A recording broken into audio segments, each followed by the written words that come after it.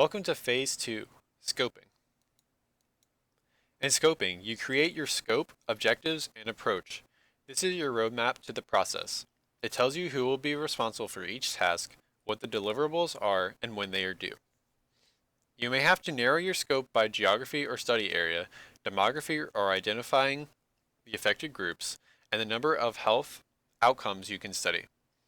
Your limits will depend upon the resources available to you in terms of personnel, time, and valid data sources. You will also need to choose the type of HIA you will perform: desktop, rapid, intermediate, or comprehensive. The scoping phase is when the goals, timelines, and work plans are developed. Stakeholders are identified and stakeholder engagement strategies are planned. The process evaluation criteria is set and the available data is evaluated. In scoping, the first step is to define the problem set by defining the decisions under consideration, the primary and secondary stakeholders, the geographic boundaries of the impacts, and the timeframes.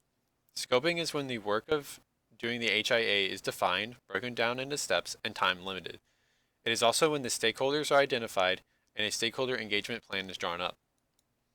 The first step in stakeholder engagement is determining who the stakeholders are and what their roles will be in the process. There's generally three sets of stakeholders: primary, secondary, and key informants. Primary stakeholders include those who are directly impacted by the decision. These are the people who live and work in the geographic location the impacts will occur, especially vulnerable populations. Secondary stakeholders include those indirectly affected, such as business owners, the staff implementing the decision, and adjacent landowners. Key informants are individuals with knowledge, experience, or information related to the decisions and its expected outcomes. In your stakeholder engagement plan, you identify all three sets of stakeholders and note which ones you wish to have input from, which you consult for opinions, and at what point in the process they will be engaged. Examples of stakeholders include representatives from the community affected, people who will be disproportionately affected, those involved in implementation of the decision, community-based organizations, and the decision makers themselves. Identifying and engaging the stakeholders early in the process will allow the HIA team to seek input at the earliest stages of the process, and the stakeholders will fill in information that only they can contribute and assist the team with checking assumptions as well as bringing to light any new considerations. The next step in scoping is to create a pathways diagram. The pathways diagram, or logic model, starts the decision under consideration and shows immediate, intermediate, and long-term health outcomes. The logic model is based on a literature review that explores the evidence base to link the policy, behaviors, and outcomes, as well as other HIAs on the same topic which have been conducted. It is a tool that can be employed to organize the existing knowledge and to clearly communicate about impacts with stakeholders to show the indirect and direct effects of the policy.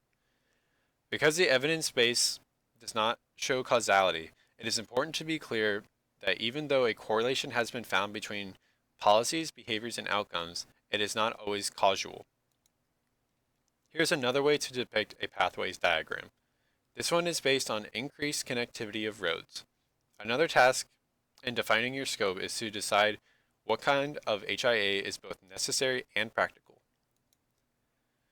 The type of HIA depends on the time, personnel, and financial resources available to perform the HIA.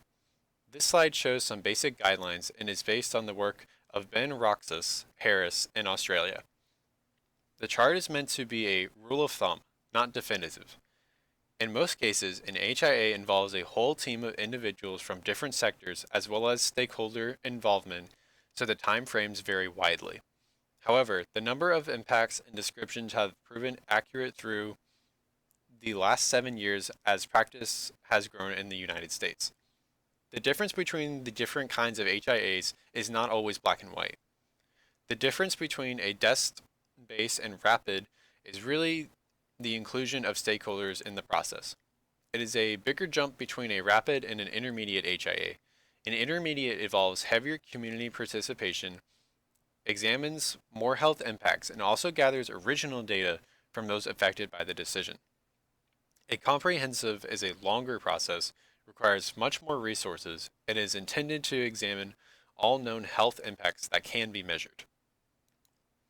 In summary, the scoping phase, the HIA team should produce the groundwork for the process. This includes developing a set of goals, a detailed work plan with timelines and process evaluation metrics. In the scoping phase, stakeholders of each level are identified and an engagement strategy and communications plan is drawn up.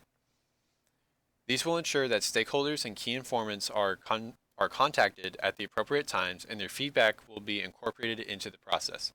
Scoping is also when the literature review is conducted, which informs the pathways diagram.